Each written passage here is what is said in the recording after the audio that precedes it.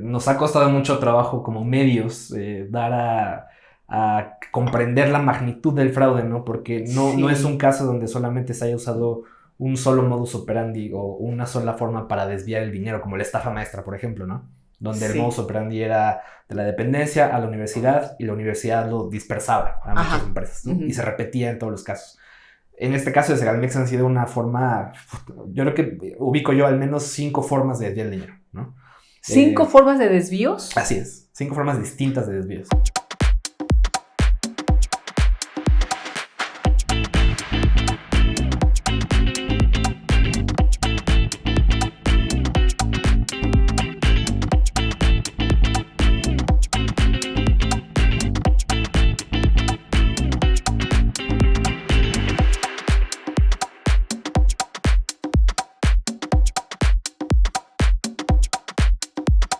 Qué gusto que nos acompañen. Hoy, además de platicar con 2 grandes periodistas, que siempre he dicho, los periodistas de investigación, muchas veces no los identificamos tanto a cuadro, en persona, en entrevistas, eso sí, a veces, pero sus trabajos, qué bárbaros. Entonces, a mí me gusta conocerlos, conocerlas, además de sus trabajos, y vamos a hablar de un tema que parece ser el mayor escándalo del sexenio obradorista. Y miren que empiezan a salir varios. Seguramente han escuchado el tema de Segalmex. Pues a los 2 expertos que han trabajado eso, una colega periodista, Alejandra Barriguete, de N+ Focus, gracias por estar aquí con nosotros. La hemos leído y seguido con el tema. Alejandra, bienvenida. Muchas gracias, Elisa. Gracias por la invitación. Y uno de los periodistas de investigación que también ha dado puntual seguimiento a este caso, porque salen y salen cosas sobre el tema, Iván Alamillo, de Mexicanos contra la Corrupción y la Impunidad. Gracias por acompañarnos, Iván. Elisa, gracias. Es un placer estar aquí contigo. Qué gusto. Para empezar, ¿es el mayor escándalo del sexenio? Por lo menos hasta el momento. Pues quizá es el escándalo, pues sí, es lo que más se ha podido documentar, o de yo los creo. Más, sí. Sí, de los, si nos vamos a montos, por ejemplo, sí. Yo creo que sí sería uno de los más grandes. ¿De cuánto estamos hablando de desvíos que se han documentado periodísticamente en Segalmex, Iván? Claro, ahí creo que la cifra va a variar dependiendo ¿A quién le preguntes? ¿Por qué? ¿Por qué? Pues el presidente, por ejemplo, ¿no? Dice que ya se solucionó, que ya no hay impunidad. Que ya está recuperando, ¿no?, parte del dinero, que ya se está castigando a los culpables. El presidente fija el monto aproximado en 9,000 millones de pesos hasta el momento, pero que de esos 9,000 millones todavía se va a solventar o a recuperar parte del dinero, ¿no? Bueno, aquí hacemos una pausa. Hablar de 9,000 millones de pesos en una sola institución del gobierno, para hacer los comparativos, y lo hemos platicado también aquí, la estafa maestra fueron cerca de 5,000 millones de pesos los que se documentaron periodísticamente de desvíos entre instituciones gubernamentales y universidades. Creo que unas eran 9, otras 11, por lo menos. O sea, hablamos de un abanico de instituciones, de secretarías de Estado, con 5,000 millones, y se nos hizo el gran escándalo del sexenio anterior. Aquí estábamos hablando de 9,000 millones en una sola institución. Así es. Pero nos decías, puede variar. Sí, puede variar, no es el dato que dice el presidente, 9,000 millones, que es un monto al que llegó la Secretaría de la Función Pública, pero por otro lado está el monto que fija la Auditoría Superior de la Federación, y la auditoría dice que el monto ahorita está rondando cerca de 15,000 millones de pesos, ¿no? Más o menos. 15,000 millones. Sí. Por lo menos en dinero que no se ha aclarado. Que no se ha aclarado. Ajá. Parte de esos 15,000 millones todavía se puede solventar, ¿no? Es decir, que Segalmex presente pruebas, ¿no?, que justifiquen que parte de ese dinero, pues sí se usó en lo que se tenía que usar. A ver, bueno, Segalmex en este sexenio es una institución de las principalísimas, de las que han recibido más recursos o de las castigadas. ¿Cómo podemos visualizar a Segalmex y la labor que hace? Claro, pues creo que ahí la parte más importante, que es en lo que deberíamos de centrarnos también, porque de pronto al no sonarnos tanto Segalmex como si fuera Secretaría de Salud o estas grandes Hacienda, ¿no? Estas otras instituciones que como ciudadanos tenemos presentes, Segalmex quizá no tanto, ¿no? El ciudadano de a pie a veces no sabe ni siquiera qué significan las siglas, ¿no? Y quizá por eso a veces no le ponemos tanta atención. Hoy ya sabemos que es un escándalo de corrupción, pero no sabemos como la importancia a veces. Y creo que en eso sí tendríamos que centrarnos. ¿Qué pasa con Segalmex? Es seguridad alimentaria. Algunos lo conocerán como la nueva Conasupo, lo que fue Conasupo hace muchos años. Pero en realidad, o sea, su mayor fin, si pudiéramos resumirlo, es terminar con la pobreza alimentaria. Es decir, llevar buena alimentación, llevar granos, frijol, maíz, leche de calidad a comunidades marginadas. El dinero que se destina o que se estaba destinando a esa institución es el que ahorita no sabemos dónde está, el que se ha desviado, el que se ha malgastado, y eso es lo más importante, no se está terminando con la pobreza alimentaria. Entonces creo que también si pudiéramos dimensionar eso y saber con base en eso a quién afecta, que a las personas que viven en mayor vulnerabilidad. Así es. Los que requieren mayores apoyos, los que requieren, pues sí, lo básico, ¿no? Y siempre han sido además un grupo de la población vulnerados en múltiples ocasiones por las circunstancias, por todo lo que rodea, pero además también por los propios gobiernos. Yo recuerdo Conasupo, ¿desde cuándo están hace décadas, ¿no? Se documentó también desvíos y, en fin. Bueno, sigue siendo el uso político discrecional y, pues, en una de esas también de corrupción absoluta, ¿no? Sí. Y creo que esto que menciona Alejandra es muy importante, ¿no? Porque en ocasiones mencionamos esta cifra, ¿no? De 15,000 millones, pero pues a la gente le cuesta mucho dimensionar a qué equivalen esos 15,000 millones de pesos, ¿no? En Mexicanos contra la Corrupción hemos intentado hacer como este ejercicio, ¿no? De contrastar a qué equivale ese monto, por ejemplo. Para ponerte un ejemplo concreto, ¿no? La Cancillería, Relaciones Exteriores, recibe anualmente un presupuesto de 11,000 millones de pesos, ¿no? Y el faltante en Segalmex, según la Auditoría Superior, son 15,000 millones. Entonces podríamos decir que el dinero que está faltante, que nadie sabe dónde terminó, equivale a más de un año del presupuesto de la Cancillería, ¿no? Así de grave es este desfalco. Y pues por supuesto, ¿no? Esto que afecta a la gente más pobre, no más necesitada, la gente que va a las tiendas de Liconza en la montaña de Guerrero, ¿no? La gente que acude por leche a las tiendas de Liconza en Chiapas, en Oaxaca, y que compran estos productos de la canasta básica a precios subsidiados, ¿no? A un precio inferior del mercado para que puedan ayudar a su economía, ¿no? Y a la alimentación de sus hijos, de sus familias. Entonces esto es lo grave del asunto. ¿Quién está al frente de Segalmex? También ha sido un tema para quienes hemos consignado estos desvíos, lo que ha anunciado la Auditoría Superior de la Federación y, por supuesto, las declaraciones del presidente López Obrador. Así es, qué bueno que lo mencionas, porque, mira, ahora que acabamos de hablar hace unos minutos de Conasupo y lo que fue Conasupo y estos grandes desvíos de los que la gente incluso sí tiene memoria, ¿no? Sí. Eso les suena incluso más que Segalmex. La leche radioactiva de los 80s, todas estas cosas. En ese momento estaba al frente un personaje, un político de mucha trayectoria, Ignacio Valle.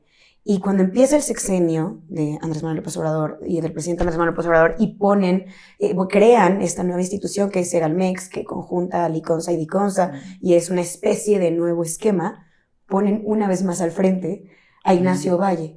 A pesar de que pues se sabía que en Conasupo pues se documentaron, incluso por la prensa de aquellos tiempos, se documentaron varios escándalos, ¿no?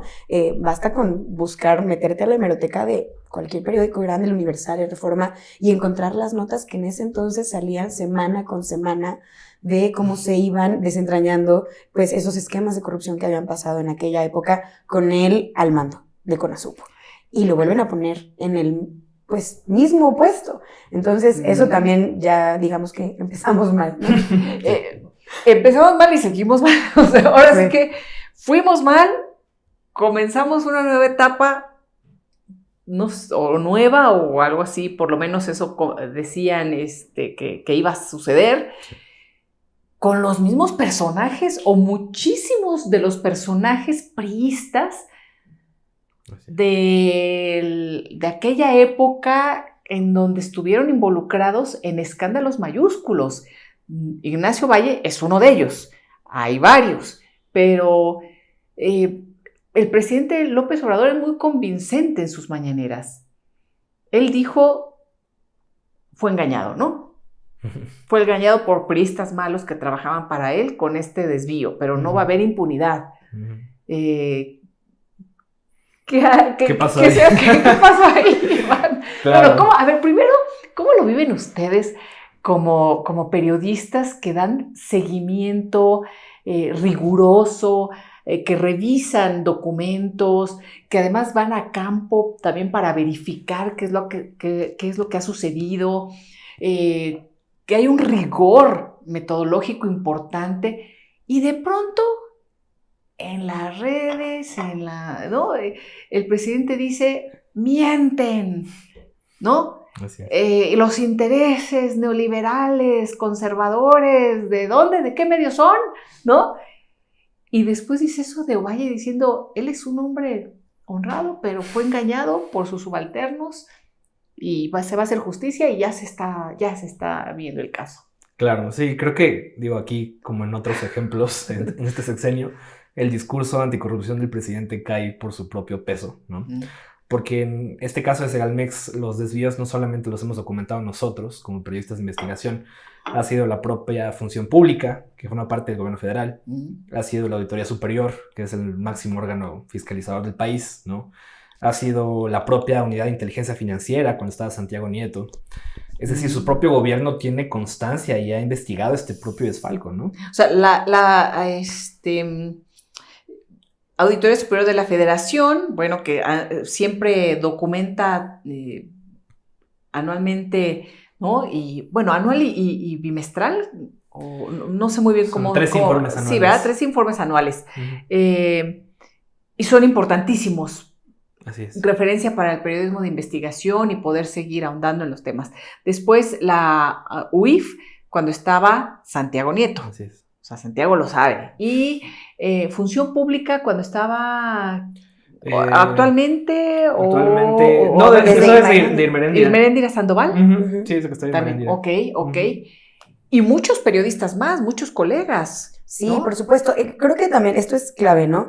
Si puede decir que esto es falso o que se exagera, cosas así. A ver, muchos de nuestros indicios vienen, como bien lo dice Iván, de documentos oficiales, ¿no? Sí. O cosas que pedimos por transparencia y nosotros nos vamos alimentando de ahí. Esto no es algo que nos hayamos inventado nada más. Y creo que también lo refuerza que si de pronto tienes indicios en ciertos documentos, nosotros lo hemos hecho en N+ Focus, teníamos nosotros el indicio de unas plantas de agua que supuestamente había instalado Diconsa, pero no, ya estaba un poco muy abierto el escándalo de corrupción, entonces empezaron a negarnos por transparencia todas las cosas, incluso el INAI fallaba a nuestro favor, fue más de un año de estar discutiendo con ellos que nos dieran los contratos. O sea, el INAI sí decía, denle la información, los contratos, ellos se resistían y pues ya vimos qué pasó con el INAI. Exactamente. Ahorita, ¿verdad? La importancia del INAI, pero entre todo esto, pues nosotros desde N+ Focus nos fuimos yendo a... Teníamos un mapa de en qué lugares se habían instalado supuestamente estas plantas de agua. Que además el plan, porque eso lo anunció el mismo Ignacio Valle en una conferencia, esto no nos lo sacamos de la manga, está el video, pues, de él diciendo se van a instalar 274 plantas de agua para las comunidades más marginadas que no tienen acceso al agua. Entonces, pues bueno, con base en eso nosotros fuimos a estos lugares a ver qué pasaba con estas plantas, ¿existen o no? ¿La comunidad está tomando de esa agua o no? Y lo que nos encontramos es... ¿Qué pasó ahí? Pues de las 274 plantas que se planeó, que era una inversión de más de 1,000 millones de pesos, solamente se instalaron 25 que funcionaron por un par de meses, máximo 6 meses, y quedaron en el abandono. ¿Cuánto era ese presupuesto? Más de 1,000 millones de pesos. estamos hablando.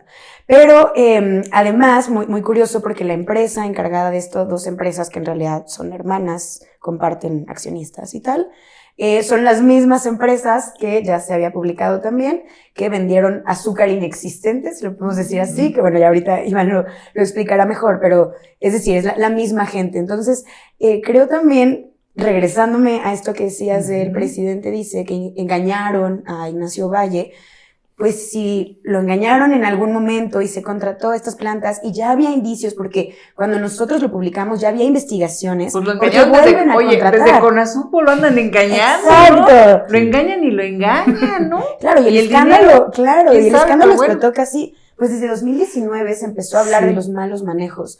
Y quizá, pues tú al frente de alguna institución en ese momento dices, ok, ¿qué estamos no haciendo bien? ¿Quién está fallando? Y entonces empiezas a arreglar, pero si sigues ahí 2 o 3 años más y siguen pasando estas cosas, pues ya que tanto te engañaron y que tanto no mira, pusiste creo que el buena engaño atención. viene desde otro lado, ¿no? A la población, digamos, porque Exacto. o pretenden, porque realmente, digo, más allá de que es increíble que nunca se hacen responsables los servidores públicos y los funcionarios que son jefazos, ¿no? Nunca se hacen responsables del control que deben de tener, que entran los privilegios de ser jefes, Sí. pero a la hora de la hora, ¡ay, mis subalternos!, ¿no? Claro. Digo, más allá de todo eso, ¿qué, hasta dónde hemos llegado, ¿no? En este país en donde ya no nos sorprenden estas declaraciones, ¿no? Estas declaraciones en donde lo engañaron, pues sí, lo llevan engañados desde Conasupo, en la época de los priistas hace décadas, ahora ya con Andrés Manuel, bueno, fue uno de los primeros jefes de Andrés Manuel López Obrador, ¿no? Sí. Ignacio Valle, cuando ambos eran priistas. Y de ahí para el real, ¿no? Es decir, Sí. ¿hemos perdido esa capacidad de asombro? Híjole, me gustaría decir que no, pero al parecer sí. Sí, como tú bien comentas, profundizando un poquito en esto nada más Sí. que mencionaste de que fue el primer jefe político o de los primeros jefes políticos de Obrador. Sí, fue en el 76 cuando Sí. Ignacio Valle dirigía el Instituto Indigenista y nombra a López Obrador como delegado del instituto en Tabasco, ¿no? Entonces, pues ahí también quizás se podría explicar un poquito esta protección, ¿no? O este manto protector que ha cubierto Ignacio Valle desde el 2019. Voy a hacer una pausa ahorita que dices sobre el tema de Segalmex y lo que estamos platicando, volvemos, pero cuando dices el manto protector de Ignacio Valle,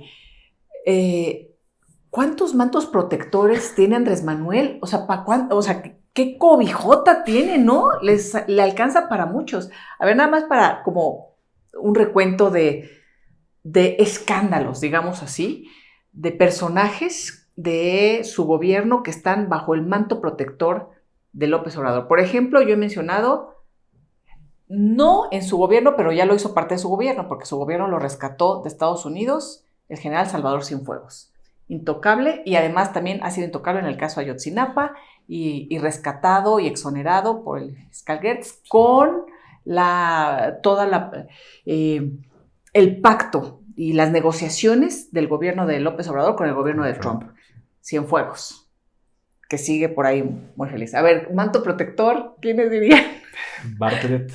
Manuel Bartlett. Con sus múltiples propiedades. Hertz, el mismo Hertz. El mismo Hertz. Gertz Manero. Usando al sistema judicial para encarcelar a su familia Política. ¿No? Y todos los escándalos acumulados. Sí. Bartlett y las casas de su pareja, no concubina, no sé, o sea... El general Sandoval. Sí, cuando dicen no vivimos juntos, siempre vacilados y dicen, no, pues es que con tantas casas, pocas veces se encuentran, ¿no? Sí. Pero bueno... El general Sandoval, publicamos en Mexicanos hace un par de meses que le compró un departamento de lujo en Huixquilucan a un proveedor del ejército, ¿no? Por ejemplo. Y bueno, y también todos los viajes documentados, ¿no? De la familia y los amigos del general, ¿ok? ¿Quién más se les ocurre por ahí? Sus hijos, ¿no? La Casa Gris, ahí en Houston. La casa le pertenece a un proveedor de Pemex. De Pemex, sí, lo que antes nos parecía escandalosísimo, ¿no? ¿Qué otros personajes habrá por ahí? Bueno, migración. Garduño. Claro. Garduño, sí hay como se van acumulando, sí, ¿no? No acabamos, yo creo. Pero bueno, y cuando escuchan esto ya se está combatiendo, ¿se han hablado entre ustedes? ¿Se comunican? Bueno, porque hay que decir que lo que decimos es que muchas personas lo están investigando. Ya hablamos de las instituciones de gobierno, las autónomas, periodistas y colegas en diversos medios, y ahorita hablamos de las distintas investigaciones porque sí, por lo que veo son muchas vías las que han encontrado para los desvíos.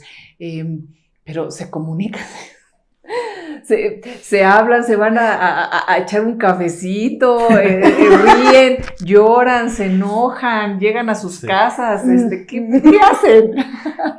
Pues mira.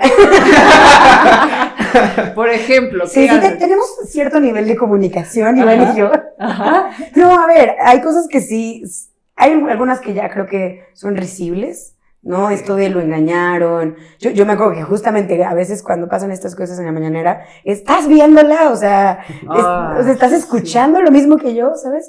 Hay algunas que son risibles como estas, hay otras que sí dan mucho coraje, ¿no? Porque al final la respuesta, porque además es un tema del cual seguimos publicando y parece como de pronto infinito, como que a veces sentimos que siempre vamos a seguir encontrando de dónde, no importa qué tan grandes sean los montos o las revelaciones, vamos a seguir encontrando y encontrando. Y esto también sí es indignante saber, sobre todo, como te lo comentaba, en N+ Focus, tanto Zoraida Gallegos como yo hemos hecho mucho trabajo de campo, de ir a las comunidades, ir a las tiendas de Liconza, hablar con los vecinos que consumen en esas tiendas, en las lecherías de Liconza, y pues la respuesta sí de hace semanas no me llega la leche, o de esos garrafones de agua de los que me hablas yo jamás los vi, aquí no los compramos, o otra que publicamos en marzo fue que entre estos malos manejos que hace Segalmex en el nuevo gobierno es que hacen pues una compra consolidada, ¿sí? de comida para las tiendas de Liconza. Meten muchos nuevos productos que no existían antes para ampliar la canasta básica, ellos dicen.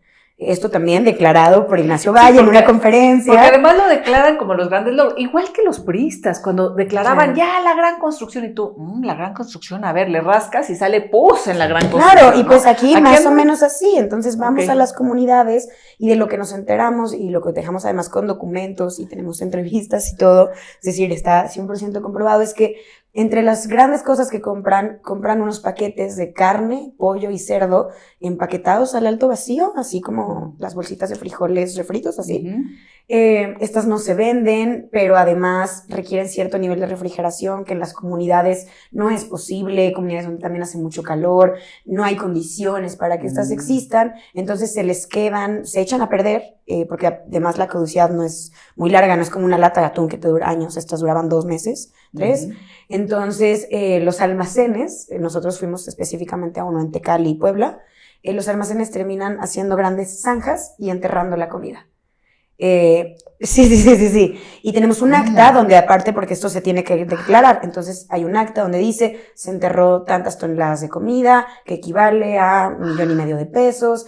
Entonces, estas cosas que, bueno, ya fuera de lo risible o no, estas cosas que sí enojan, porque es la institución que se debe de encargar de terminar con la pobreza alimentaria y está enterrando comida. Que impactan, ¿no? La vida de las personas. Exacto, o sea, comida que además era para la población, pero como hay malos manejos porque no se hacen bien las cosas, porque hay N número de irregularidades, hay comida enterrada, o sea, eso es de no creerse. Por ejemplo, en Tecali justamente es un altísimo, o sea, según los últimos censos, es altísimo el nivel de personas que viven en pobreza extrema.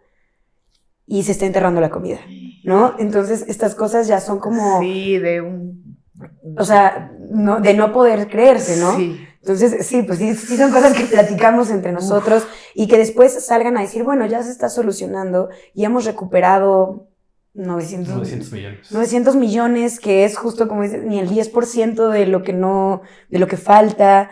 Y además, estos 900 millones que se han recuperado fue una inversión de bonos que no tiene en realidad mucho que ver, fue como una mala inversión, que no tiene mucho que ver con los verdaderos saqueos y desfalcos y empresas fantasma que existen, ¿no? Sí, en Segalmex. Hay mecanismos, como lo ha habido en los gobiernos anteriores, para desviar recursos con premeditación, alevosía y ventaja, utilizando empresas fachada, empresas fantasma, ¿no? Prestanombres. O sea, esos mecanismos de corrupción permanecen en el actual gobierno. Sí, totalmente, totalmente.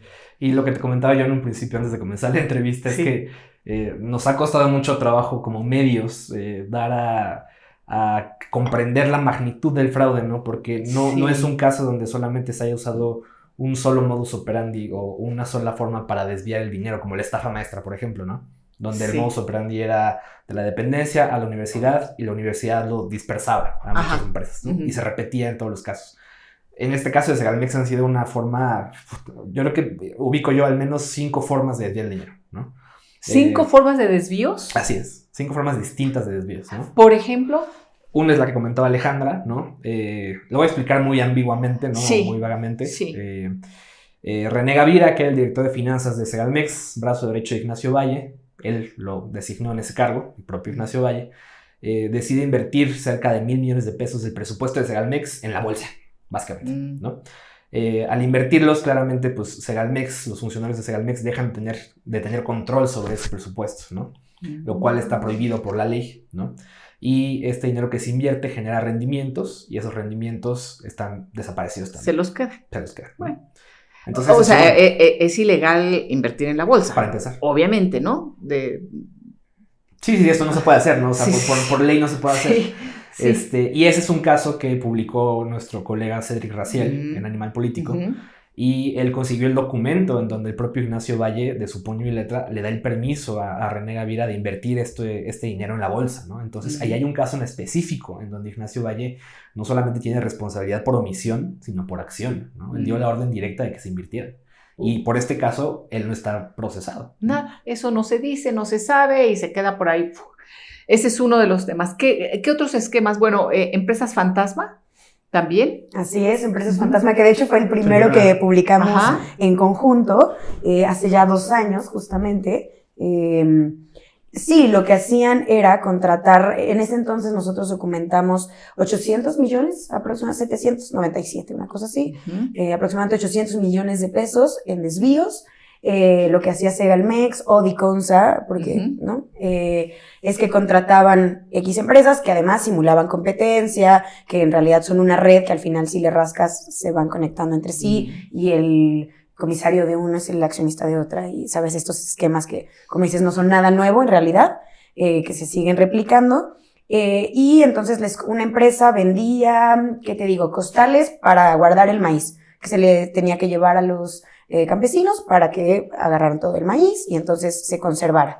Bueno, pues esto incluso nosotros lo vamos viendo por parte de la auditoría del órgano interno que dice, oye, esos costales están mal, se perforan, los que se entregaron, no se entregan completos, pero los que se entregaron vienen mal, el maíz se pudre, incluso, por ejemplo, en su momento, antes de que nosotros publicáramos, mucho antes, Fátima Monterrosa, también ahí en Punto, publica que el maíz se les está pudriendo a los campesinos, ¿no? El maíz que Segalmex les daba. Entonces, ese maíz de por sí se estaba pudriendo. Y luego se meten costales que vienen en mal estado. Que esos costales se ponían en unas tarimas, también vendidas por estas empresas. Las tarimas no llegaron. Entonces, es decir, cada paso, todo lo que podía salir mal, salía mal. Y todo esto, o sea, tenía que ver con estas empresas. Era una red de empresas que además, creo que es muy importante lo que mencionas, ¿no? Que no es nuevo estos esquemas que usan, algunos a veces le meten como ciertas cosas nuevas, pero es lo mismo, empresas fachada, empresas de reciente creación, que simulan competencia, que hacen carrusel, todo lo que ya conocemos.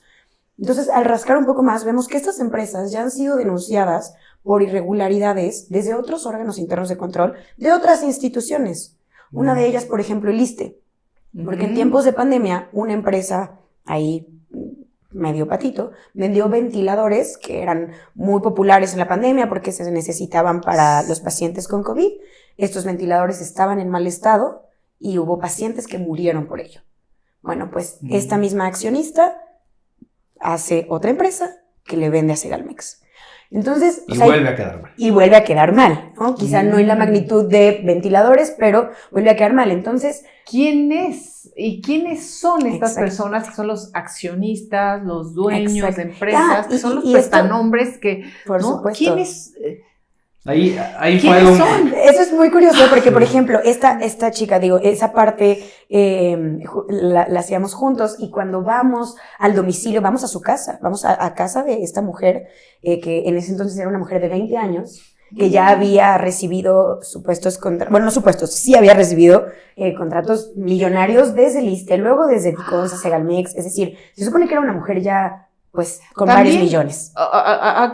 También, qué bárbaro, ¿no? ¿Cuántas mujeres jóvenes? Sí, este país era emprendedor. Contratos Sí. millonarios. Claro. Así, o en la industria energética, ¿verdad? De la propia familia, ¿no? Exacto. Exitosísimas, millonarias. De 20 años. Sasas, ¿no? Entonces, pues claro, ¿quién es esta mujer? Queremos ir, queremos hablar con ellas. Y eso hicimos con todos los accionistas. Había unos que llamaban más la atención. Y me quedé con el tema de decir, bueno, y no porque discrimine yo a Claro, una mujer o a una persona edad. o a un joven o a una joven, pero es que también son esos esquemas que dices poco creíbles porque hay adolescentes que no tienen la experiencia o jóvenes que ni siquiera podrían cumplir con los requisitos para ser Claro.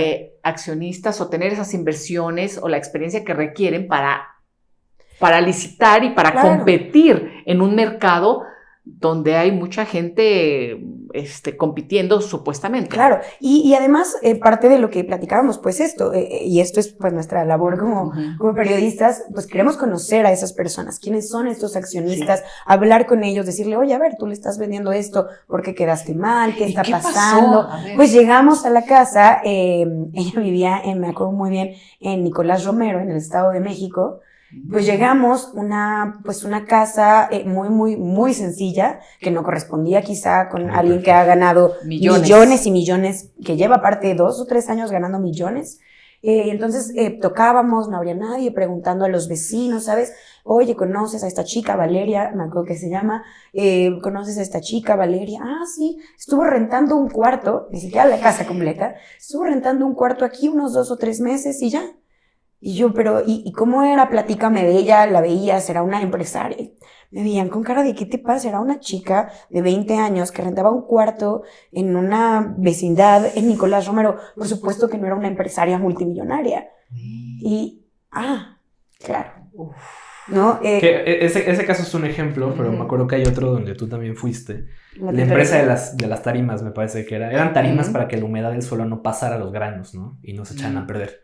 Y esta empresa de las tarimas, Alejandra va a buscar al accionista, al socio, y lo encuentra. A él sí lo encontré en persona. Lo encontró en persona, ¿no? Y lo encuentra en una tintorería de barrio muy pequeña, ¿no? Por Tláhuac, si no me equivoco. Sí, y pues muy feliz me dice, y lo encontramos, ¿no? Y muy seguramente pues no va a saber que es accionista de una empresa, le han de haber robado su identidad, ¿no? Porque puede pasar, ¿no? Te roban tu INE, ponen una dirección y... Claro. También.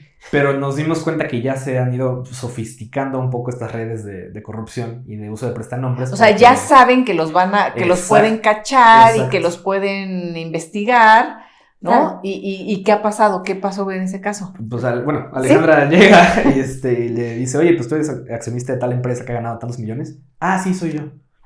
Y Alejandra dice, pero ¿cómo? ¿Por qué tienes una tintorería pequeña entonces? ¿Y por qué vives en esta colonia, no? Sí. Pero bueno, tú... Sí, no, y él muy casual, sí. Sí, yo tengo, le digo, pero es que tu empresa, pues vendió esto, pero quedó mal, no ha entregado, y lo que entregó está mal, si nos puedes hablar, yo no tengo por qué darte explicaciones. Oye, pues mira, yo soy reportera, estoy investigando este tema, y pues, o sea, ¿a quién mejor que preguntarle que al dueño de la empresa, que eres tú? Sí, no tengo por qué darte ninguna explicación. Oye, pero has ganado, no, yo qué sé, 300 millones de pesos. Sí. Sí, como que ya están entrenados para decir que sí. Claro. Yo soy el millonario que ha ganado 300 millones con este gobierno de la 4T, como con los otros, ¿verdad? Sí, pero sí. con este gobierno que primero los pobres, que no somos iguales, no hay corrupción, no hay impunidad, ¿quiénes son ustedes? Periodistas, shalala, shololó. Sí, entonces, sí, como dice Iván, son varios los métodos, algunos pues sí más viejos que otros, la creación de empresas fachada, los prestanombres, que al final, pues sí, con un rastreo te vas dando cuenta y puedes ir siguiendo un poco la ruta de desde dónde viene, ¿no? Y un poco quiénes son quizá, pues los empresarios que más te suenan, que te suenan en varias investigaciones periodísticas. Sí. Así es. Y hay ahí conexiones con otros. Sí, de hecho, algo de lo que nos sentimos muy orgullosos los dos, creo, es que, digo, en el periodismo de investigación siempre buscamos seguir la ruta del dinero, ¿no? Que es algo muy difícil de hacer, porque claramente nosotros nos topamos con el secreto bancario, ¿no? No tenemos las herramientas que tiene la UIF, que tiene la Fiscalía General, ¿no? Para hacer como investigaciones forenses, ¿no? Pues solo ahorita Gertz y Pablo Gómez podrían. Exactamente. Solo Gertz y Pablo Gómez podrían. Si quisieran, si tuvieran voluntad política, podrían hacerlo, ¿no? Sí. Y con esas dificultades, Alejandra y yo comenzamos a investigar quiénes eran los destinatarios finales, ¿no? de estos desvíos, de estas empresas que descubrimos en la red. Y fuimos descubriendo que era una serie de 3, 4 empresarios, ¿no? Que actualmente construyen desarrollos inmobiliarios de lujo en Yucatán, ¿no? En Mérida y en Telchac, que es una población muy cercana a Progreso, ¿no? Esta zona de Mérida que ahorita tiene un boom inmobiliario brutal, ¿no? Nosotros, como periodistas, no podemos tener la certeza de decir el dinero de Segalmex terminó ahí, pero sí podemos decir estos empresarios que ahora construyen estos desarrollos inmobiliarios, ¿no? Que no eran conocidos por ser desarrolladores inmobiliarios, están ligados con las empresas que desviaron dinero en Segalmex, ¿no? Y de ahí en adelante le toca a las autoridades, ¿no? Decir, pues, ¿saben qué? Nosotros investigamos y nos dimos cuenta que efectivamente el dinero de Segalmex terminó en esos desarrollos, ¿no? Pero es una pista que le damos nosotros a las autoridades para que ellos investiguen. Esta parte, pues, llega a ser muy frustrante, ¿no? Como periodistas, en uno de los países más peligrosos para hacer periodismo, en un régimen en donde ve a los periodistas como opositores políticos, que nada que ver con la política, pero ahí está el discurso, en donde decía, pues los únicos, ahora sí que ¿quién podrá defendernos? Pues la UIF y Pablo Gómez y Gertz Manero. Y si nos ponemos estrictos, pues Gertz Manero, porque Pablo Gómez o quien esté al frente de la UIF puede presentar las denuncias correspondientes, pero todo llega a la Fiscalía General de la República. Claro. Sí. O a las fiscalías de los estados. Así es. Y ahí nos topamos. ¿Con qué? Sí, de hecho, ahí me gustaría profundizar un poquito en el caso de la Fiscalía General, porque nosotros en Mexicanos contra la Corrupción descubrimos que cuando la Fiscalía General, Gertz Manero, ya tenía abiertas 5 carpetas de investigación por el caso de Segalmex, la Fiscalía General recluta como funcionario al mejor amigo y colaborador de toda la vida de Ignacio Valle. No. ¿Así es? No. Sí. Bueno. Sí, y descubrimos que este colaborador de Ignacio Valle también lleva siendo tiempo colaborador de hace años de Gertz Manero, ¿no? Entonces, pues a pesar de este claro conflicto de interés, ¿no? La Fiscalía lo recluta, ¿no? Y actualmente esta persona, que se llama Alejandro del Valle, pues trabaja como asesor de Gertz Manero en la Fiscalía General de la República. ¿Sigue él siendo el asesor de Alejandro Gertz Manero? Así es. En la Fiscalía. Así es. Este hombre involucrado... Sí, de ya al menos 20 años con Ignacio Valle, desde que Ignacio Valle militaba en Movimiento Ciudadano, que curiosamente Gertz Manero también fue diputado. Así es, por Movimiento Ciudadano. Entonces ahí vas un poco viendo pues todas las redes y complicidades políticas, ¿no? ¿Se acuerda? Bueno, Andrés Manuel López Obrador es muy, muy bueno en sus frases, ¿no? Muy pegajosas, es muy buen propagandista, ¿no? Y comunicador oficial, pues se la sabe muy bien. Y dentro de todas las frases que hemos escuchado a lo largo de todos estos años, estaba la que repetía de la mafia del poder, ¿no? Digo, nada más se me vino a la mente, ¿verdad? También como estas frases, decir, y yo lo he repetido, ¿en manos de quiénes estamos? Sí. Sí, es una cosa pues bastante... es la mafia del poder, ¿no? Básicamente esto de Segalmex es la mafia del poder. Y creo aquí que podemos también regresarnos un punto para llegar a otro que quiero. Hablábamos, por ejemplo, de, evidentemente, esta chica Valeria o este chico de la tintorería no eran los destinatarios finales, Se ve cuando llegas a sus casas y no son millonarios, ¿no? Porque lo guardarían todo. No son los destinatarios finales, si bien puede que ya estén entrenados o que reciban cierta parte, no son los destinatarios. Entonces, cuando empezamos a rascar y nos encontramos con estos constructores, porque esos son, ¿no? Inmobiliarios, ¿no? Que ahora hacen estos desarrollos. Uno de ellos, Ricardo Lambretón, es un empresario, un constructor de hace muchos años. Él no nace con Segalmex, él ya existía. Pero si nos podemos a rascar un poco en su historia y en los contratos que él obtiene, no empieza en Segalmex, ¿no? Él empieza a obtener grandes contratos, sobre todo con gobierno, con Coajimalpa, con Coajimalpa, cuando René Gavira, quien era director de Administración y Finanzas de Segalmex, estuvo al frente de obras en Coajimalpa. René Gavira trabajaba con Adrián Rubalcaba. Estoy hablando del 2013 aproximadamente. Y en esos tiempos, Ricardo Lambretón empieza a recibir desde Coajimalpa varios contratos para obras públicas. Entonces, estando en Coajimalpa, Gavira le da contratos a Lambretón. Y estando en Segalmex, Lambretón se hace millonario. Lambretón ahora tiene estas empresas inmobiliarias, son las que están por Progreso y la vida. Y en Segalmex, como operaba, era con una red de empresas, fachada, ninguna a su nombre directamente, o si acaso alguna, en realidad con otro tipo de prestanombres, pero al final, cuando ibas rascándole mucho, nosotros decíamos que hacían una especie de matrioshka. Porque incluso tenían una cosa que era, ok, ¿quién es dueño de esta empresa? Otra empresa. ¿Y quién es dueño de esa otra empresa? Otra empresa y otra empresa. Y al final de mucho rascar te dabas cuenta que era Lambretón. Porque no era un esquema tan sencillo, no era tan fácil de identificar. Si hacías una búsqueda pues no tan exhaustiva, tardamos varios meses en llegar a eso. Pero entonces esta cosa, una vez más que hablas como de la mafia del poder o estas relaciones que vienen de antes, pues solo se van cambiando de institución, ¿no? Es decir, él empieza a obtener contratos con la misma persona justamente en Coajimalpa y muchos años después los vuelve a obtener ahora en mayor medida desde Segalmex, con un nuevo esquema, mucho más,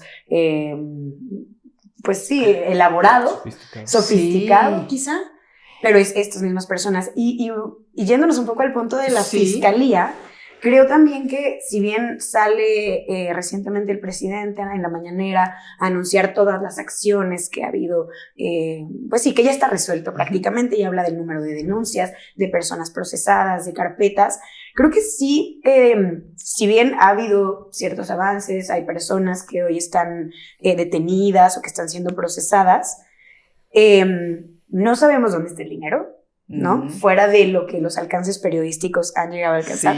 No se habla más que de la recuperación de los bonos.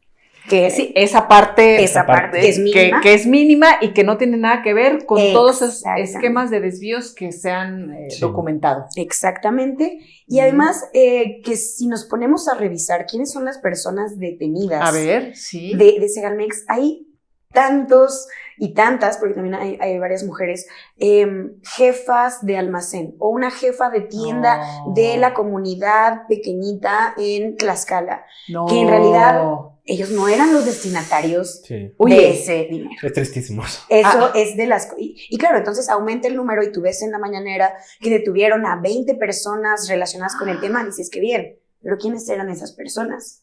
¿Eran en realidad quienes dieron las órdenes, quienes recibieron el dinero, si es que presuntamente lo recibieron? Además de corruptos, pues miserables, ¿no? Quienes aceptan todos estos esquemas de saqueo a la nación y de señalar a las personas. Fíjate, un esquema de saqueo a la nación que afecta a las personas que viven en pobreza, ¿no? Y que no tienen cómo defenderse, que siempre son los más vulnerables también de las injusticias en nuestro país.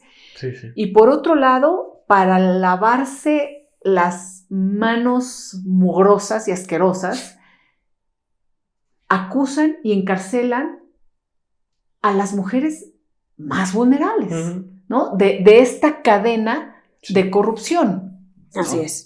Sí. Sí, es bastante triste porque, como dice Alejandra, creo que a los dos, algunas fuentes nos han comentado, ¿no? Que estos jefes de almacén pues eran el eslabón más bajo, ¿no? De la cadena de mando en Segalmex. Y lo que pasaba es que les hacían firmar hojas, ¿no? De entrada, que era la hoja en donde pues el jefe de almacén corrobora y certifica que cierto producto haya entrado al almacén de Segalmex. Y los amenazaban, si no firmas esta hoja, pues te corremos, ¿no? Y como es gente que tiene la necesidad de tener el trabajo, pues firmaba las hojas, ¿no? Y es por esa firma que ellos hicieron que la Fiscalía General ahora los imputa como responsables de este esquema de delincuencia organizada, ¿no? O sea, imputa a estos hombres y mujeres que eran jefes de almacén, pero tiene trabajando con él a uno de los hombres cercanos al principal responsable. Ovalle sigue en el gobierno, en Segov, en Gobernación, en el Instituto Nacional para el Federalismo y el Desarrollo Municipal, el INAFED. Y ahí lo tiene. Cuando estaba Dan Augusto, de hecho, fue que... Bueno, a ver, regresando un poco, en abril del año pasado, no, sí fue abril, ¿no? Cuando Ovalle sale de Segalmex. Me parece que sí. Bueno, a inicios del año pasado, ¿no? El presidente anuncia que ya va a ser como este enroque, ¿no? Que Ignacio Ovalle por fin sale de Segalmex. Le escribo a Alejandra, ¿ya viste? Por fin. Ya. Me van a sacar del gobierno. Bueno, así, la buena ya la sacaron, la mala ya lo contrataron. No, sale por la puerta grande, se va a otra institución. Es decir, parece premio incluso, como pues aquí hay mucho desorden, vente para acá, aquí te ayudamos, ¿no? También esquemas de estos personajes que hemos visto a lo largo de la historia en las instituciones más poderosas, ¿no? Digo, estamos viendo esto, me recordaron también los esquemas de la jerarquía de la Iglesia Católica, en donde había también estas atrocidades que se han cometido con niños, con niñas por parte de sacerdotes, y lo único que hacen es, a ver, en lo que baja, te muevo de lugar. Claro. Y a donde van, siguen cometiendo estas atrocidades, sí. ¿no? Sí, así es. Entonces, bueno, aquí la buena, se dijeron que la buena ya salió. Ya no está. Quizás pecamos un poquito de ingenuos. Y luego, con la mala. Y la mala fue que inmediatamente Gobernación anuncia que lo había contratado como director del INAFED, ¿no? Que es un instituto pues, que no tiene relevancia política, ¿no? No tiene mayores reflectores, ¿no? En el ámbito político. Y pues ahí está Ignacio Ovalle, ¿no? Su labor es básicamente darle pláticas vía Zoom a servidores públicos municipales, ¿no? Hablar de federalismo. Quizás un poquito de impuestos. Y ya, es su labor, ¿no? Se fue a Gobernación con Adán Augusto. Cuando estaba en el tiempo de Adán Augusto, porque acaba de salir, por cierto, otra investigación de Adán Augusto, su hermana, en el SAT, de desvíos, de la hermana que es a su vez esposa de Rutilio Escandón. Pero bueno, es otra historia, pero una historia que también creo yo va a tener muchas repercusiones por los mecanismos que se utilizaron en Segov en la época de Adán Augusto con el SAT, ¿no? Sí. Contra los empresarios y contra mucha gente, pero bueno, otras historias. Hemos hablado aquí de algunos personajes y de algunas formas de desvío y de algunos lugares en donde posiblemente llegó el dinero. Pues no se sabe en dónde están estos miles de millones de pesos de nuestros impuestos de la nación. Algunos van a estos lugares, tienen detectadas estas empresas inmobiliarias en Mérida, Progreso. ¿Hay algún otro lugar?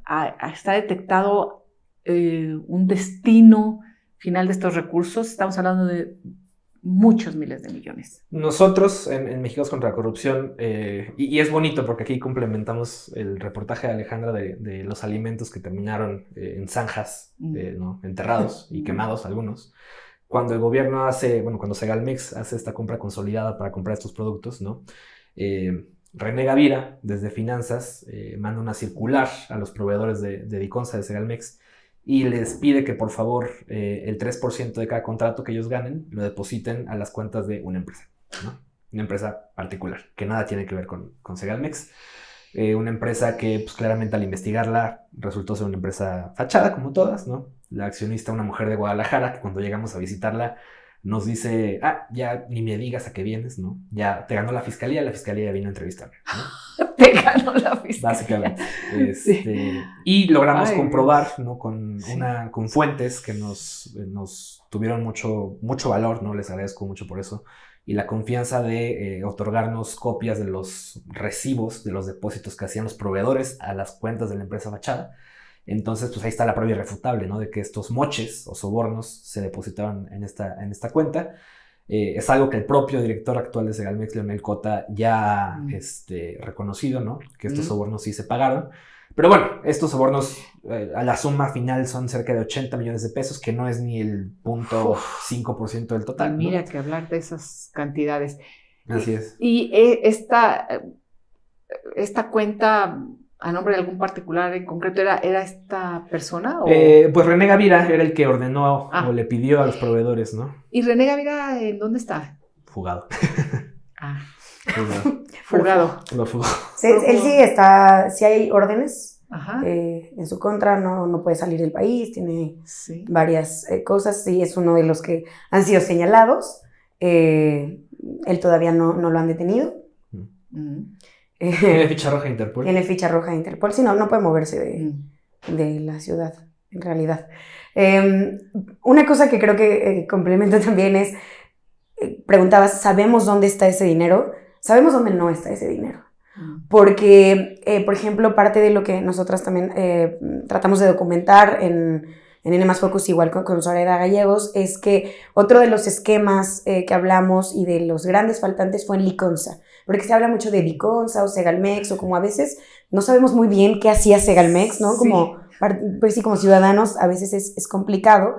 Liconza sí nos suena mucho, ¿no? Y sabemos que son estas bolsitas de leche que se venden en unas tiendas específicas y tienes tu tarjeta. En comunidades, incluso en la Ciudad de México, en todo el país hay lecherías. Y de pronto estuvimos viendo, si recuerdas, porque esto sí fue muy público, desabasto de leche, ¿no? Desabasto de leche en muchas lecherías, en diferentes partes del país, desabastos que duraban hasta 2 o 3 meses, sobre todo en pandemia hubo momentos muy álgidos de desabasto, y se le atribuía a la pandemia, que todo se retrasaba y se complicaba, y entonces lo que nosotras hicimos fue que teníamos documentos, teníamos auditorías, incluso externas, que le hicieron a Liconza, donde se decía que estaban en quiebra técnica, que Liconza ya no estaba pudiendo con sus recursos, que no había dinero, que no sabían qué pasaba. Nosotros vimos que desde 2020 Liconza le dijo a Hacienda, vamos a aumentar nuestras metas, vamos a captar más leche, entonces necesitamos más dinero. Pidió 3 ampliaciones presupuestarias, que en conjunto eran más de 1.200 millones de pesos. Prácticamente duplicaron su presupuesto de este año, de aquel año, pero hubo desabasto de leche. Entonces, pues nos fuimos con los lecheros a buscar a los lecheros de Chihuahua para saber qué estaba pasando. Y ellos nos decían, ¿de qué me hablas? ¿Cómo crees? Si yo he tenido que llevar a mis vacas al rastro porque a mí no me compran la leche. O sea, a mí no me pagaban la leche. Liconza dejó de pagarles a los lecheros, a pesar de que habían duplicado su presupuesto, porque tenemos los documentos donde Hacienda les dice, sí, está bien, amplía tus metas. ¿Les dieron más dinero? El doble del dinero que originalmente tenían, Ajá. 1.200 millones más. Ellos no le pagaban a los lecheros, entonces los lecheros decían, pues tuve que sacrificar a mis vacas, tal cual. Decían, yo tenía 50 vacas, ahora tengo 20, y las otras pues las tuve que llevar al rastro, porque si no, no tenía cómo darles de comer a las otras. Esto pasaba y entonces pues por lo mismo no había leche que ya no llegaba a las lecherías. Se quedaron con el dinero que tenían que darle a los lecheros. Los lecheros no lo recibieron, sacrificaron a sus vacas y hubo desabasto de leche. Y además ahí creo que justamente Segalmex, si bien desde un principio platicábamos que su meta es terminar con la pobreza alimentaria, tiene en realidad 2 metas, ¿no? La más grande, obviamente, terminar con la pobreza alimentaria, y la otra es dar precios de garantía a los campesinos, a los productores, a los lecheros, y pues apoyarlos desde esa parte. Y esa parte tampoco se ha cumplido. ¿Por qué? Porque no solo, no les han aumentado el precio, sino que dejaron de pagarles, y ellos tenían que sacrificar a sus vacas, o los del maíz se les pudría el maíz y no se los compraban. Es decir, ninguna de las 2 metas, ni terminar con la pobreza alimentaria, ni apoyar con precios de garantía, se ha cumplido. Y no solo no se ha cumplido, sino que se ha agravado, ¿no? Entonces, también creo que esto, pues un poco resume la importancia de lo que ha pasado y la gravedad, ¿no? De a quién sí afecta esto. Estamos hablando de desvíos millonarios hacemos la comparación de la gran estafa del sexenio anterior y ahora aquí ya vamos 3 veces más en una sola institución, porque habría que ver todo lo demás, y lo dejamos así, arrancamos así, dejándolo en números, pero conociendo lo que tendría que estar haciendo Segalmex y cómo está perjudicando a la gente en condición de pobreza, a la población que lo requiere, a los lecheros, enterrando comida, sacrificando vacas, todo se vuelve muy turbio, ¿no? Claro. Y muy doloroso. Claro. Sí, creo que en el caso de Segalmex es muy tangible, ¿no? Como dice Alejandra, cómo impacta la corrupción en la vida de las personas, ¿no? Digo, quizás otro ejemplo de cómo la corrupción impacta la vida de las personas es el caso del Paso Express, ¿no? En Cuernavaca. Esta obra de comunicaciones y transportes, ¿no? Que se hizo cuando estaba Gerardo Ruiz Esparza. Sí. Llena de corrupción, ¿no? Y el Se hace socavón. socavón y terminan muriendo 2 personas, si Sí. no mal recuerdo, ¿no? Entonces, Padre e hijo. en este caso no ha habido muertes, pero sí ha habido un impacto bastante grande social, ¿no? En la vida de las personas, que más lo necesitan, y eso es lo grave de este caso, ¿no? Bueno, hay personas como proveedores o contratistas que se duplican, y en este caso platicabas, Alejandra, sobre el tema de los ventiladores, por ejemplo, que sí ocasionó muertes, ¿no? Y que se ligan con la investigación de Segalmex, porque son las mismas personas que están recibiendo estos recursos millonarios del gobierno, ¿no? O sea, sí, también de manera indirecta se van conectando todos estos temas. Se han ido, qué bueno, también dando a conocer todas estas investigaciones que comenzaron colegas también queridísimos, ¿no? Y han hecho escuela.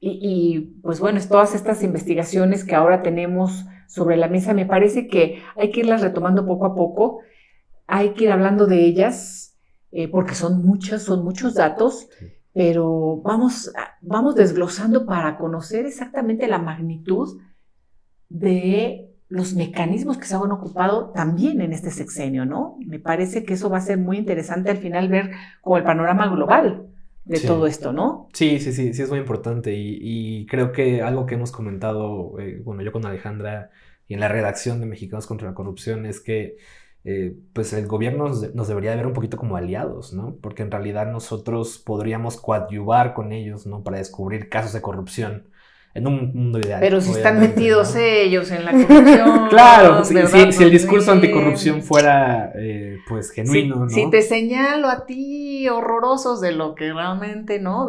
Claro. Pues es que... Pero podríamos hacer una muy buena mancuerna, en teoría, ¿no? Porque teoría. Quizás nosotros descubrimos algo que la UIF no ha descubierto, algo que la Fiscalía no ha descubierto, ¿no? Yo creo que lo que pasa también en los gobiernos en general, de los estados y en el federal, es que les interesa cuando se trata de sus opositores políticos, ¿no? Y entonces retoman investigaciones periodísticas, pero cuando son sobre ellos, entonces dicen que son unos corruptos los medios, y que ahí detrás está el señor Claudio, el señor quién sabe qué, ¿no? Es que creo que también sucede un poco eso, ¿no?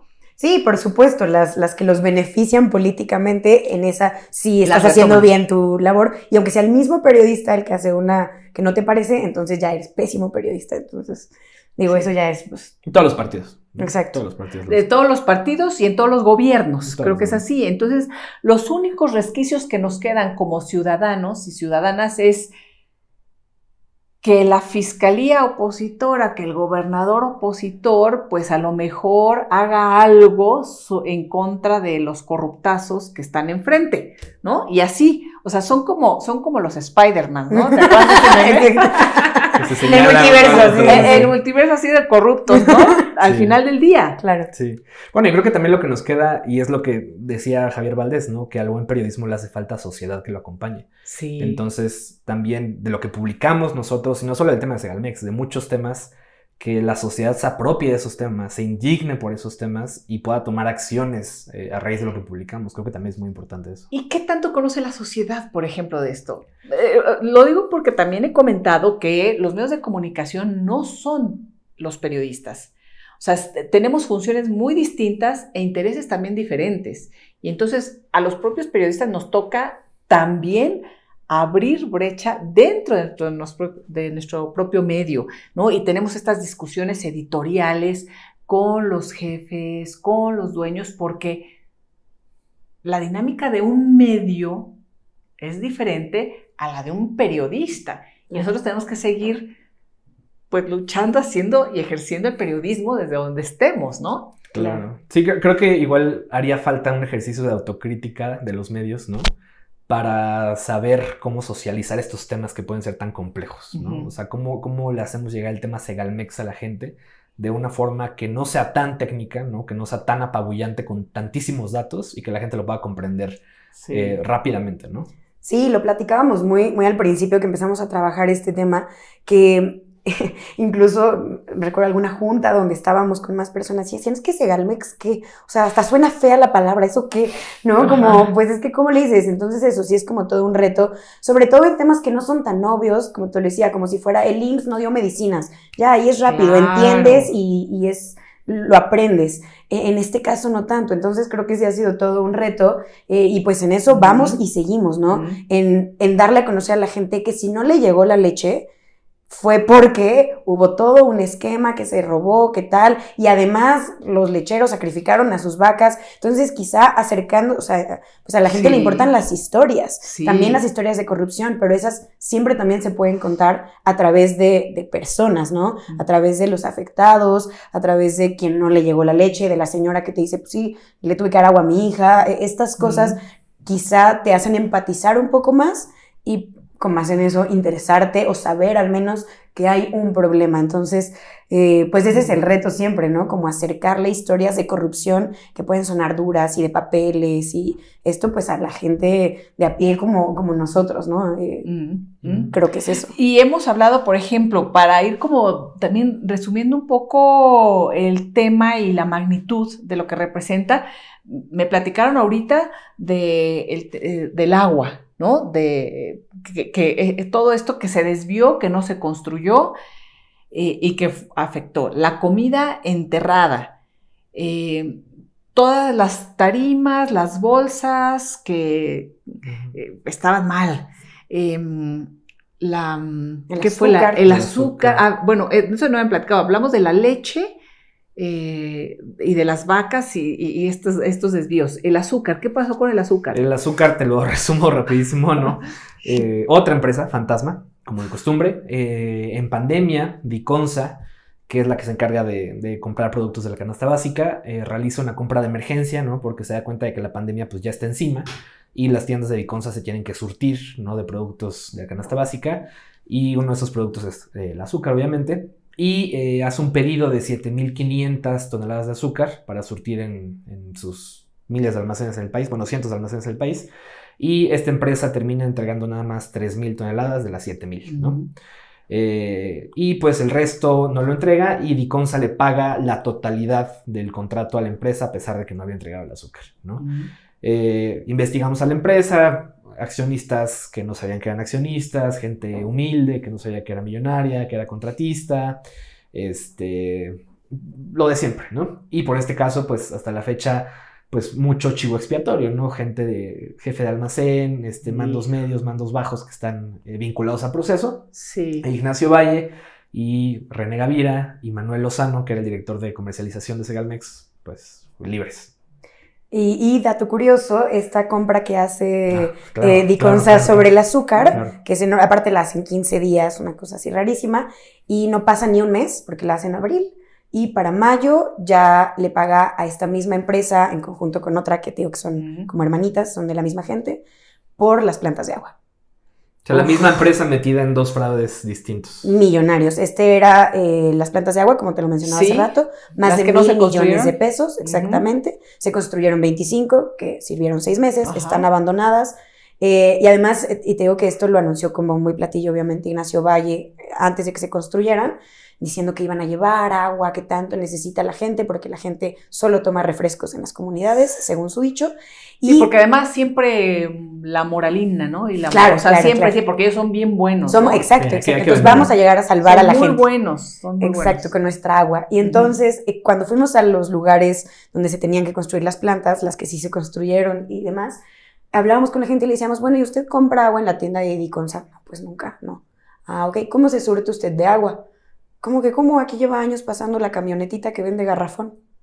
¿Años? Sí, ¿cuánto? 5, 10 años que pasan estas camionetitas. O sea, pero ustedes necesitan agua, pues es que ya la tenemos, pasa 1 o 2 veces a la semana el camioncito, o sea, no había necesidad. Y él salió a decir fervientemente que en estas comunidades no llegaba el agua potable, solo llegaba el refresco y que por eso iban a construirlas. Eran plantas que no se necesitaban, igual no se construyeron, presuntamente se pagaron, es una cosa que ahorita se supone que está la fiscalía investigando. Insisto, con la misma empresa del azúcar inexistente. Si lo sabemos nosotros, lo sabe el presidente. Por supuesto. ¿No? Sí, por supuesto. Todas estas, o sea, Segalmex depende directamente de Agricultura. De la Secretaría de Agricultura, que depende directamente del presidente López Obrador. Sí, sin dudar. Sí, y incluso lo sabemos, ¿no? Porque la Auditoría Superior fiscaliza el año 2019, ¿no? Uh-huh. Y presenta su primer informe. Y desde el primer año de ejercicio de Segalmex ya hay un faltante de 3,000 millones de pesos. O sea, la mitad de la estafa maestra en el primer año de operaciones de Segalmex. Por supuesto que el presidente lo sabía, ¿no? O sea, fue un escándalo. Sí. Los medios lo publicaron, Reforma en primera plana. Y ¿no? Siguió el mismo esquema, y siguieron los desvíos, y siguieron las irregularidades, y sigue sin justificar, y sigue el mismo director, cobijado desde la mañanera. Uh-huh.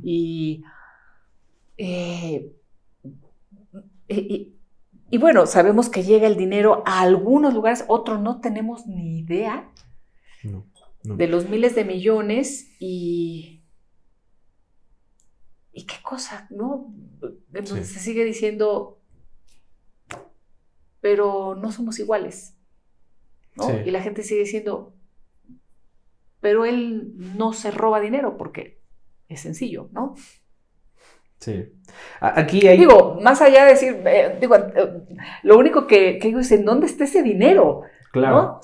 Sí, claramente cuando escuchamos a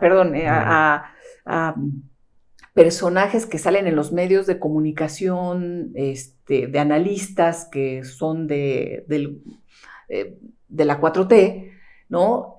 Porque lo han dicho, por eso lo repito, que dicen, es que él se viste, no, Andrés Manuel no tiene lujos, no tiene nada. Pues sí, claramente no tienen esos lujos. ¿Está permitiendo que esto suceda? Me imagino que también tendrá alguna idea de dónde llegan todos estos recursos faltantes, ¿o qué? O con que ya van a devolver una partecita, así, tirititito de un tema, y todo lo demás. Que además, una vez más, es que yo insisto con eso porque estoy traumada, pero sí. En lo que se ha recuperado esto de los bonos no tiene nada que ver, no es que una empresa fantasma haya dicho, tienes razón, aquí está de vuelta el dinero. Lo que dijo el presidente en la mañanera de que ya se está solucionando los desvíos de Segalmex, se va a regresar el dinero y va a haber justicia e impunidad, no tiene nada que ver con el escándalo de Segalmex y los desvíos de recursos. Digamos que solo fue una mala inversión, sí fue ilegal, pero pues... Es otro tema. Exactamente, sí. Es otro tema. Sí, todo el dinero que terminó en empresas fantasmas sigue desaparecido, básicamente. Exactamente. Y creo que aquí en el tema que tú mencionas, ¿no? De que no sabemos en dónde terminó el dinero, hay un personaje y una institución de la que poco se habla en todo este desvío y desfalco enorme, que es la Auditoría Superior, ¿no? Y el personaje es David Colmenares, el auditor superior de la Federación. Creo que aquí varias veces ahorita te lo hemos comentado, ¿no? Que la auditoría detecta el desfalco, ya detectó el primer año 3,000, el segundo año 6,000, el tercer año otros 6,000, ¿no? Y hasta ahorita uno podría pensar, bueno, el auditor está haciendo su trabajo, ¿no? Porque está detectando los desfalcos. Pero yo ya empecé a escuchar que hay algunos problemas ya que están sucediendo en la Auditoría Superior de la Federación. Así es. Y en el caso de Segalmex hay uno bastante grave. que es el siguiente. La auditoría detecta los desfalcos, pero lo que se nos olvida es que la auditoría no solamente debe detectar los desfalcos, debe de recuperar el dinero y debe de denunciar esos desfalcos, ¿no? Entonces, una fuente nos comenta en Mexicanos contra la Corrupción, oigan, ya se dieron cuenta que el hermano del auditor superior estaba trabajando en Segalmex desde el día 1 de la administración de Ignacio Valle. ¿Qué? Y le decimos, no, pues ¿cómo? ¿Qué? Fue una cuestión de ir a revisar las declaraciones patrimoniales, ¿no? Y nos dimos cuenta que sí, que en efecto, que el hermano del auditor estaba ahí en Segalmex, desde que Ignacio Valle tomó el poder, casi, ¿no? Y que ninguno de los dos, ni el auditor, ni el hermano del auditor, habían transparentado o declarado su relación familiar en sus declaraciones de posibles conflictos de interés, ¿no? A pesar de que el auditor estaba fiscalizando la dependencia donde trabajaba su hermano. Y a pesar de que el auditor sabía que la dependencia donde trabajaba su hermano ya estaba metida en serios problemas de desvíos multimillonarios de dinero, ¿no? Entonces, es el primer caso grave, ¿no? Y el segundo es cuando nos damos cuenta que la Auditoría Superior, a pesar de que ya detectó un desfalco en ese entonces de 12,000 millones, ¿no? No había presentado ni una sola denuncia por el caso de Segalmex, ¿no? Ante la Fiscalía General de la República, en donde trabaja el otro de Segalmex. En donde trabaja Guillermo Manero, donde trabaja el mejor amigo de Ignacio Valle, ¿no?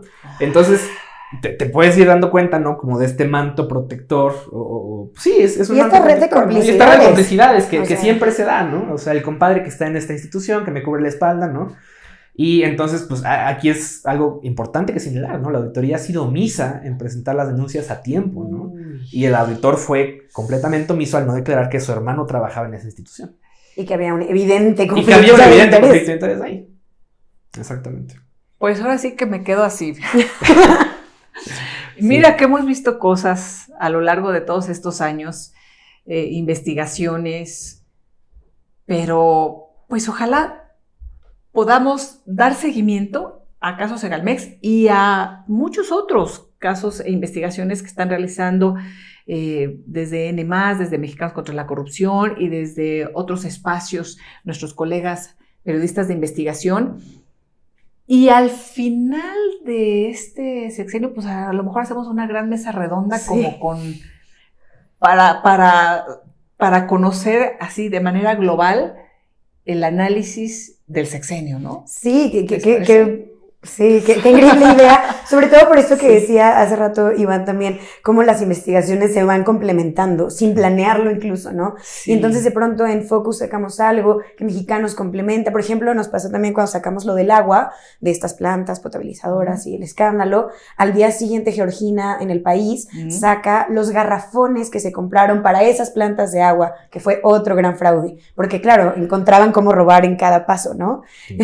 Entonces, te digo, son investigaciones que se pueden ir perfectamente complementando, porque yo tengo esta información, pero el colega tiene otro, entonces, justo como dices, si nos sentáramos todos, podríamos tener el panorama completo de la delincuencia organizadísima. Sí.